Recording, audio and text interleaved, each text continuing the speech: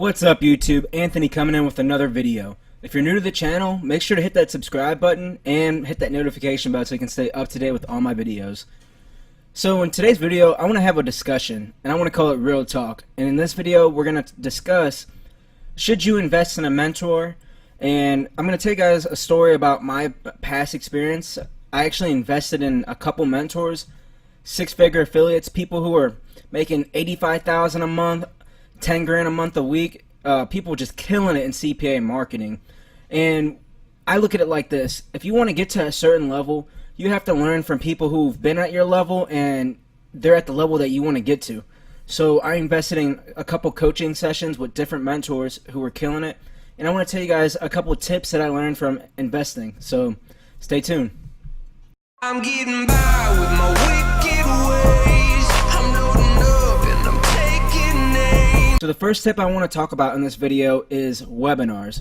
That's one of my mentors. That's exactly the angle they take. They build out full webinars, action-packed value. One of my mentors built out a webinar. When that webinar went live, and by the end of the funnel, that mentor made 5 grand just off a webinar. So that's just one tactic that you can implement in your business. And I've actually been looking into webinars, and Russell Brunson on ClickFunnels is exactly what I use. My mentor recommended checking out one of his webinar training programs that gives you a share code to the funnel, and it gives you the logic and the thinking process that comes behind when you're creating a funnel.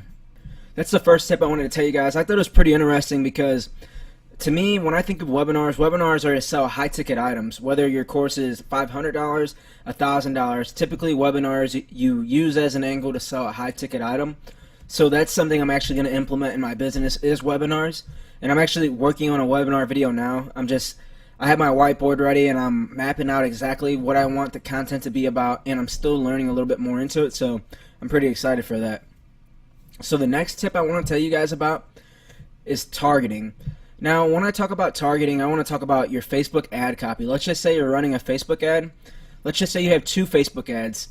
Well, what I see a lot of affiliates do just in general is that they do this. They use one tracking link for all their Facebook ads. So now, that's fine if that's what you want to do, but this is exactly what I do, and my mentor shed some light on it and gave me some more tips into it. So what I recommend, if you're doing that and you're just using one tracking link for all your Facebook ads, well, what I started doing is I cloned my funnel pages, and what I did is I put, let's just say I'm using peerfly. I'm able to take that raw tracking link and put FB ad 1 right after that. So my first Facebook ad that I'm sending out for a health product goes to FB ad 1, and then what I do on FB ad 2, I create a FB ad 2 in the tracking, which goes to Facebook ad number 2. And what I do between Facebook ad number 1 and Facebook ad number 2 is I change one tweak in it. And what I usually like to start off with, once I narrow down my targeting, seeing what's converting best, iOS, Android, country, once I start narrowing down, I start comparing copy.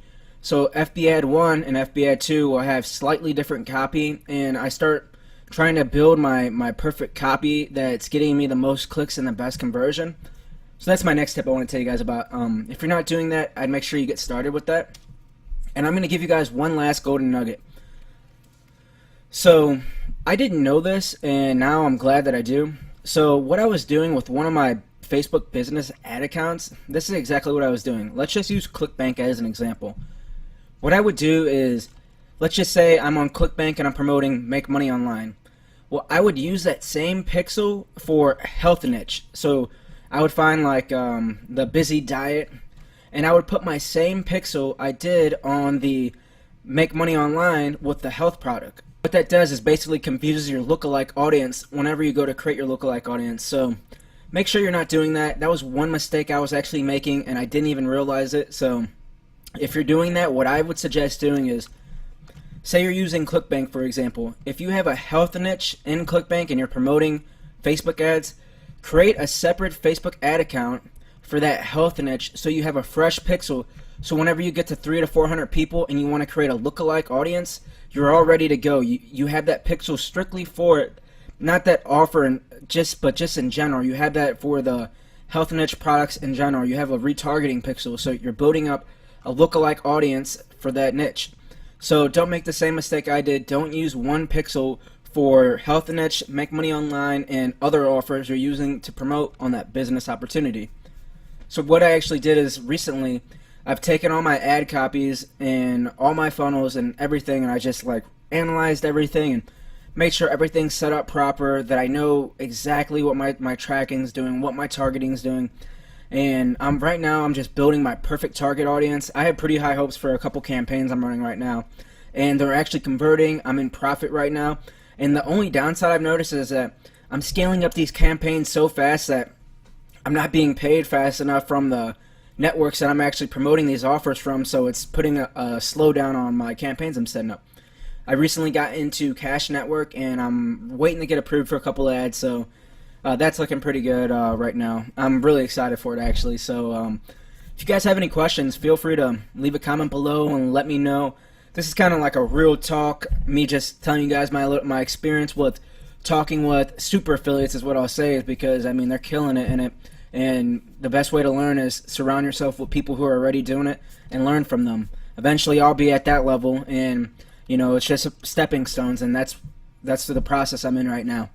But yeah, I'm enjoying the journey all along, and a lot of people are reaching out to me on Facebook and Instagram DMs, and it's motivating when someone sends me a message and said, hey, your video helped me in this aspect, or this tip you gave is actually helping me. So I hope I'm providing value and tips to anybody. And lastly, if you made it this far in the video, make sure to check out Entrepreneur Affiliates. I'm putting exclusive content just for Entrepreneur Affiliates, and I haven't posted any of the videos I've put in that group yet on my YouTube channel, so make sure to join, search, and shoot me a message if you're interested in joining, and let's connect. And I look forward to hearing about your success and your business. And hey, I hope you guys got some value from my mistakes and a couple of tips that I learned for my business. So hey, have a good weekend. I'm getting by with my